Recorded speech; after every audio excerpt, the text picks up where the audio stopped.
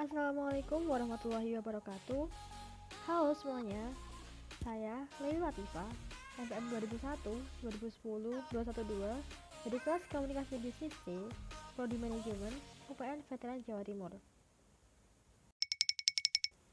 Di video ini, saya akan membahas tentang serba-serbi presentasi secara offline. Seiring dengan menurunnya kasus COVID-19, beredar kabar bahwa aktivitas perkuliahan akan dilaksanakan secara luar jaringan atau offline dalam waktu dekat. Teman-teman, udah pada siap belum buat kelas offline? Belum lagi harus presentasi di depan banyak orang. Siap nggak siap, kita harus tetap siap ya. Bicara soal presentasi, tujuan utama dari presentasi itu sendiri ialah audiens mudah menangkap pesan-pesan yang ingin kita sampaikan dengan jelas. Sehingga pastikan materi presentasi tidak penuh dengan kata-kata atau justru membosankan. PPT atau materi presentasi bisa berisi dengan kata kunci terkait dan ilustrasi pendukung sebagai visualisasi agar lebih mudah diingat. Lalu, gimana ya caranya agar presentasi kita memikat? Kalau masih bingung, kita belajar sama-sama yuk. Ini dia, tutorial presentasi offline yang memikat dan efektif. 1. Opening presentasi.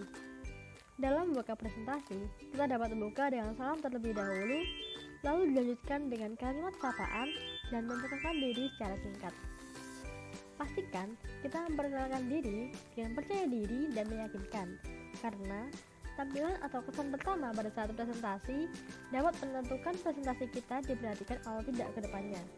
Misalnya saja, ketika opening, kita sudah ragu-ragu atau tidak meyakinkan, maka bisa jadi audiens juga tidak yakin dan kurang memperhatikan apa yang kita sampaikan selanjutnya.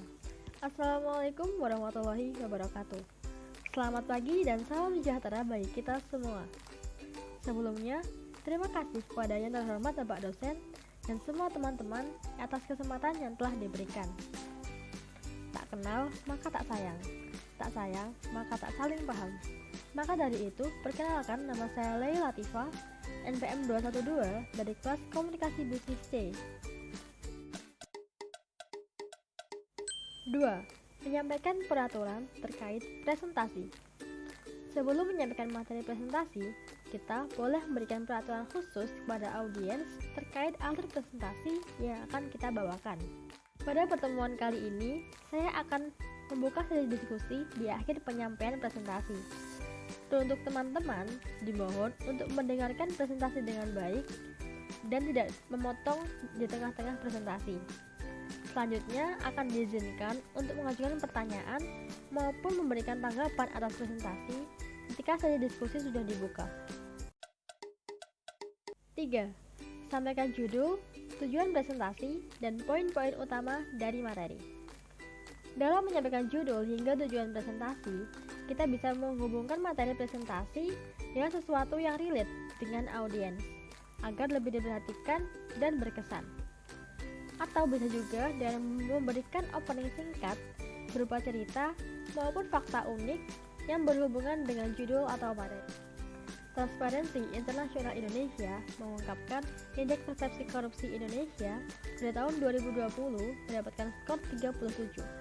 Indonesia berada di peringkat 102 dari 180 negara yang dilibatkan. Hal ini sungguh menyedihkan, mengingat semakin banyak suatu peringkat, maka semakin banyak pula korupsi yang telah dilakukan. Oleh karena itu, saya akan membawakan presentasi dengan judul Indonesia Bebas Korupsi.